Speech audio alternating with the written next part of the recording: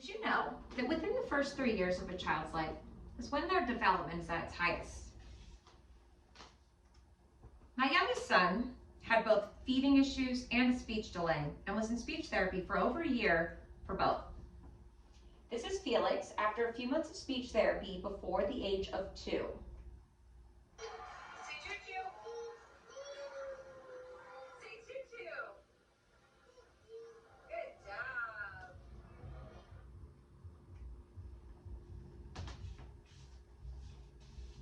Parents must get children evaluated and involved with early intervention speech therapy as soon as possible to give them the best chance of success instead of the wait and see method.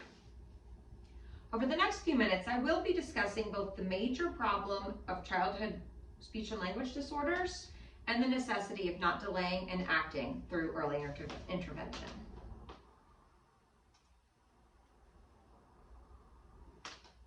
Speech and language disorders and their occurrence in childhood are a public health concern. According to a 2020 paper titled Long-Term Effects of Childhood Speech and Language Disorders, a scoping review, 8% of children aged 3 to 17 years have voice, speech, language, or swallowing disorders.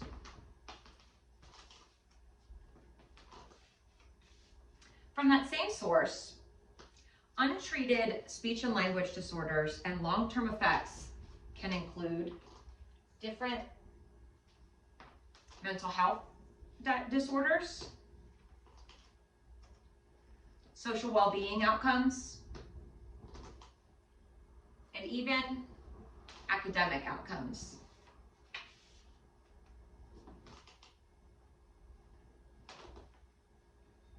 Now that we've addressed the problem of childhood speech and language disorders, let us look towards a solution.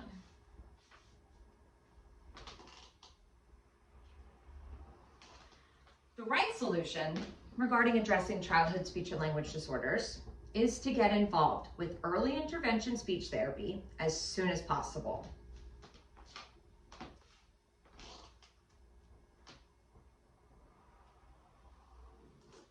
This is where the child is evaluated where they are and connected with resources if necessary. The most important thing is for parents to be well informed, aware of the warning signs, and to seek help as soon as possible. From a 2020 post on Physio Inc. titled Why is Early Intervention Important for Speech and Language? It says that a 2008 study suggested that 70 to 80% of late talking toddlers will grow out of a language delay if it is an expressive delay only. This means that a significant portion will not catch up to their peers. From that same source, while it is impossible to predict any child's path of development, children who are provided with early intervention can often catch up to their peers before starting school. From that same post, it says that early intervention speech therapy helps children become more effective communicators, which decreases frustration and negative behaviors. The most dangerous thing that you can do if your child shows signs of a speech or language delay is to choose to wait it out.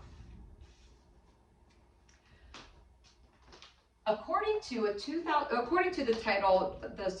an article titled 2023 survey reveals that many parents don't know the signs of a speech delay. It says that 41% of speech therapists said that symptoms of speech and language delays or disorders go unrecognized by caregivers for 1 to 2 years. From that same article, nearly half, 48% of speech therapists said that caregivers wait 6 months to a year to take action after seeing symptoms of speech and language disorders in their child. According to an article by Isa Mars, why you should not wait and see when referring to the high numbers of suicides, behavioral problems, and drug abuse in those with communication disorders, She says, life is harder for them. They don't feel good about themselves, and many act out in destructive ways. Now that we've covered what we should do and should not do when addressing childhood speech and language disorders, let's begin to close.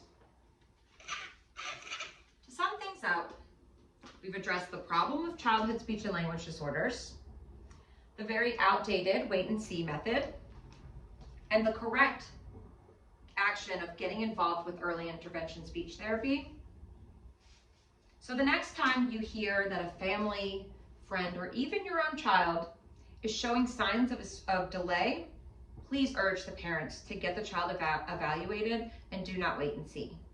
Thank you.